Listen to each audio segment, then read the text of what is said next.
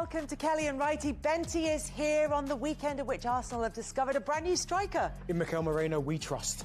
Seems to be the answer. Title race. Underwhelming performances from Arsenal and Liverpool that nevertheless saw both sides secure 3 points. And if you missed any of the action from match week 25, here's a reminder of how it all went down. Trossard, and there's Marino again. 2 for the makeshift number 9, and the game and the points secure for Arsenal. Diaz finding Salah. It might come back through towards Diaz, who can bottle it in. Liverpool 7 points clear. Meanwhile, at the top, the gap between Liverpool and Arsenal remains 7 points with 13 games to go. They have both now played the same number of games. We're going to turn our attention next to the very top of the table. The gap is 7 points, but neither Arsenal nor Liverpool were convincing. We'll talk about them both next.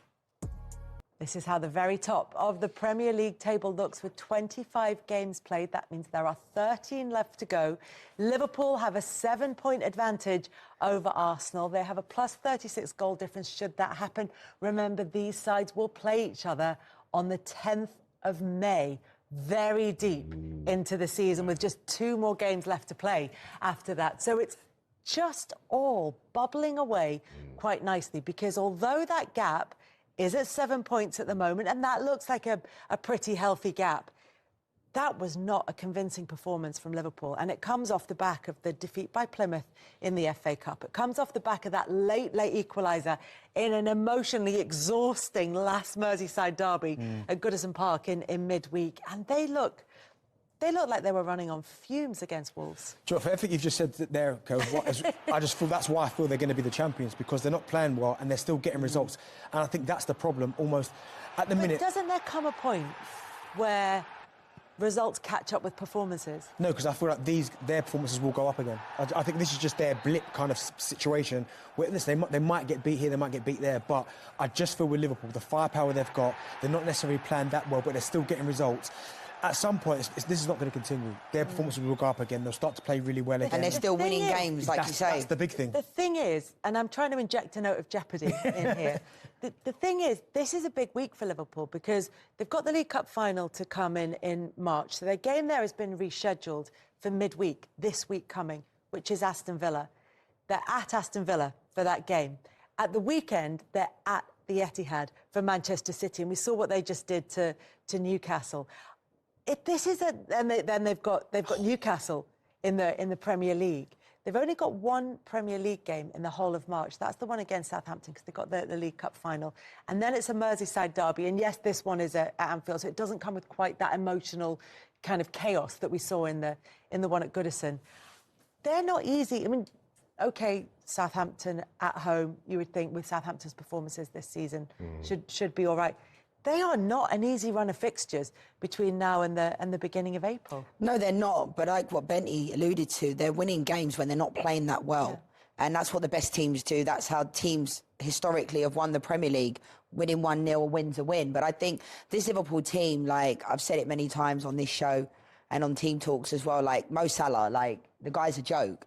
Do you know what I mean? Doesn't matter how old he is. I've said to you and you always laugh at me, give that man whatever he wants because he's a game changer. I don't think they'll ever get anybody in the near future to replace someone like Mo Salah.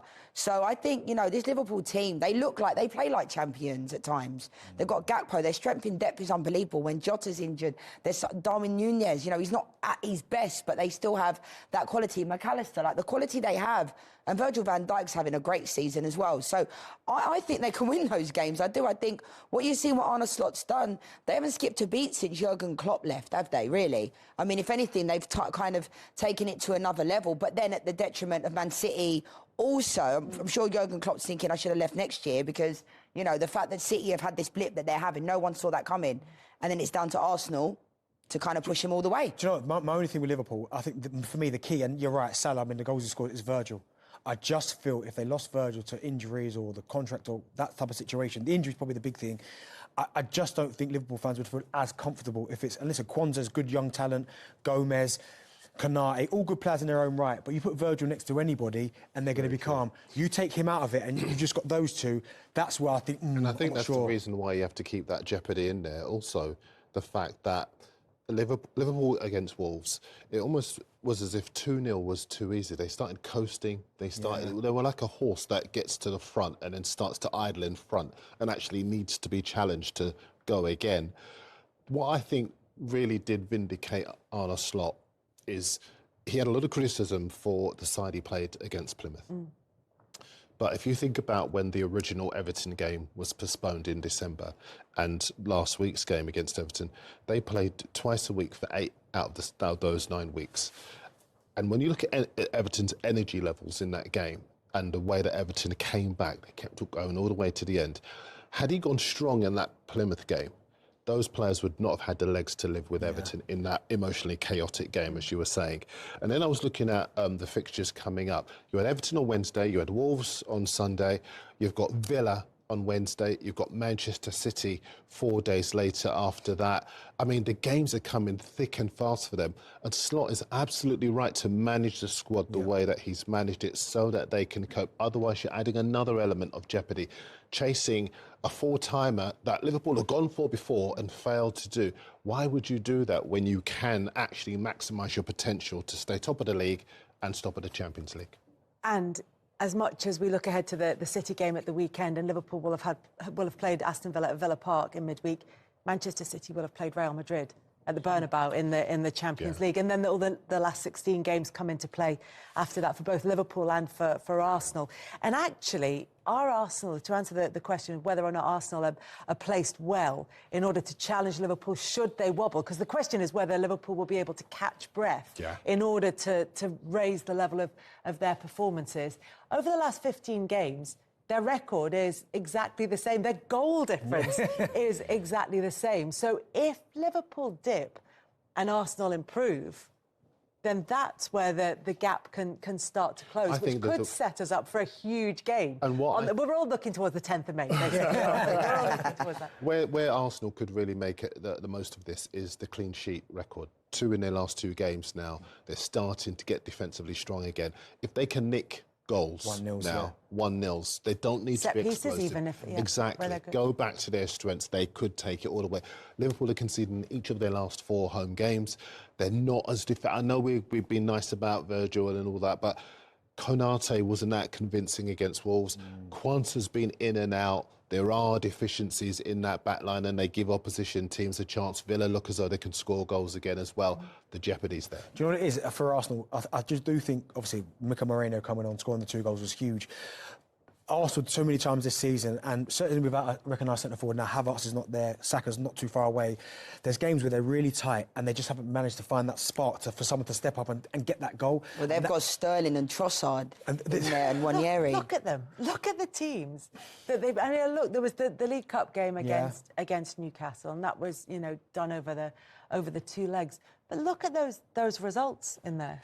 Yeah, but Martinelli was ever present before the Newcastle 2-0. He's no longer there for a little bit. Havertz is now, he's gone down throughout for the season. But hang on. This is Havertz, who has been under real fire for not being able to finish. Superstar. This is Kai Havertz. Suddenly he's got injured, and it's like, well, that's it now. There's no Kai Havertz. No, but it's just another body. The problem, and now he's the solution. Now he's the solution. But no, it's just another body, and he has scored important goals this season. But when you then remove him, and then you remove Martinelli, Saka's not there. I mean, you're relying on. And even if he's not scored, he's another distraction for defence. Exactly. And we've got Nwaneri. He's a 17-year-old kid, as special as he is. And he doesn't play like a 17-year-old at all. He does. It's just options, and that's where I just think Arsenal may. I hope they don't. I think they'll fall short based upon that, though, guys. I think the front line is so crucial. We talk about Liverpool's defence, but like you look at that front 3 at the weekend with Trossard, Sterling, Nwaneri, like that isn't a championship-winning side. That isn't. All it needs to be is provide that energy that's going to keep them going for 2 months. Yeah, but not the quality. The quality. Look at Liverpool's front line. And where has got the quality? Huh? And where has got the quality? Yeah, he has, but he's not Salah, like Gakpo, nah. Do you know what? 13 games to go. The Champions League in the mix in terms of the fixtures that they've got, depending on how they perform there. There's a lot of twists to come in this title race. I'm going with Darren. There's jeopardy still to come. Thank you, Come on, United. Thank you, Leanne. Thank you. Be back next week, Banty, or is it Righty? Right, I think. See you then. Bye-bye.